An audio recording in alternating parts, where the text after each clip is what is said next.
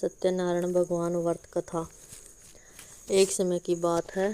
तीर्थ यात्रा सोनकांडी 88,000 ऋषियों ने श्री सूत जी से पूछा, हे प्रभु, इस कलयुग में वेद विद्या रहित मनुष्य को प्रभु भक्ति किस प्रकार मिलेगी तथा उनका उद्धार कैसे होगा। इसलिए हे मुनि श्रेष्ठ, कोई ऐसा तप कहिए जिससे थोड़े समय में पुण्य प्राप्त हुए तथा मनवांछित फल मिले। वह कथा सुनने की हमारी इच्छा है।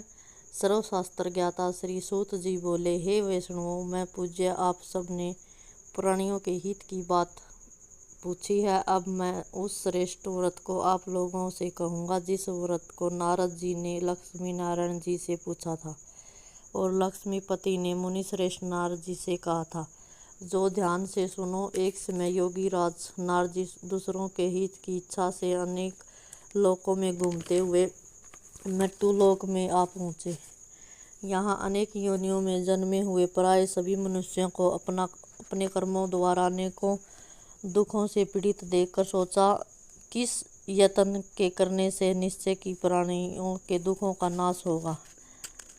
ऐसा मन में सोचकर विष्णु लोक में गए। वहाँ श्वेत और चार भुजाओं वाले देवों से इस नारायण को देखकर, जिनके हाथों में शंख चक्र गदा और पग में तथा वरमाला पहने हुए थे, स्तुति करने लगे, हे भगवान, आप अत्यंत शक्ति संपन्न हैं।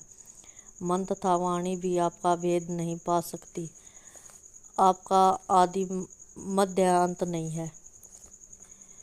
निर्गुण स्वरूप सृष्टि के आदिभूति व भक्तों के दुख को नष्ट करने वाले हो, आपको मेरा नमस्कार है। नारद जी से इस प्रकार की स्तुति सुनकर विष्णु भगवान बोले, हे मुनि श्रेष्ठ, आपके मन में क्या है? आपका किस काम के लिए आगमन हुआ है? निसंकोच कहो। तब नारद मुनि बोले, मृत्यु लोक में सब मनुष्य जो अनेक योनियों में पैदा हुए हैं, अपने अपने कर्मों के द्वारा अनेक प्रकार के दुखों से दुखी हो रहे हैं। ये नाथ, मुझ पर दया रखते हो तो बताइए कि उन मनुष्यों के सब दुख थोड़े ही प्रयत्न से कैसे दूर होंगे। श्री भगवान जी बोले, हे नारद मुनियों, मनुष्यों की भलाई के लिए तुमने बहुत अच्छी बात पूछी है। जिस काम के करने से मनुष्य मोह से छूट जाता है वह मैं कहता हूँ, सुनो। बहुत पुण्य देने वाला स्वर्ग मृत्यु लोक दोनों में दुर्लभ एक उत्तम व्रत है।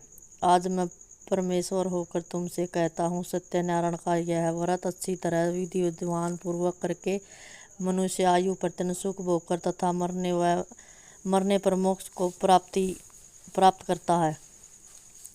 श्री भगवान के वचन सुनकर नारद मुनि बोले कि उस व्रत का फल क्या है, क्या विधान है और किसने यह व्रत किया, किस दिन किया, यह व्रत किस दिन करना चाहिए, विस्तार से कहिए। भगवान बोले, दुख शोक आदि को दूर करने वाला, धन धान्य को बढ़ाने वाला, सौभाग्य तथा संतान को देने वाला, यह व्रत सब संतानों पर विजय करने वाला है। भक्ति और श्रद्धा के साथ किसी भी दिन मनुष्य सत्यनारायण व्रत कर सकता है।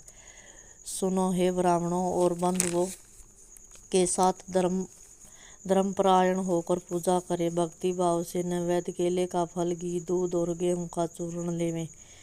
गेहूं के भाव में साठी का चूर्ण, शक्कर तथा गुड़ ले और सब भक्षण योग्य पदार्थ जमा करके भगवान के अर्पण कर देवे तथा बंधुओं सहित ब्राह्मणों को भोजन करावें। तत्पश्चात स्वयं भोजन करें, भजन गीत आदि का आचरण करें। सत्यनारायण भगवान की कथा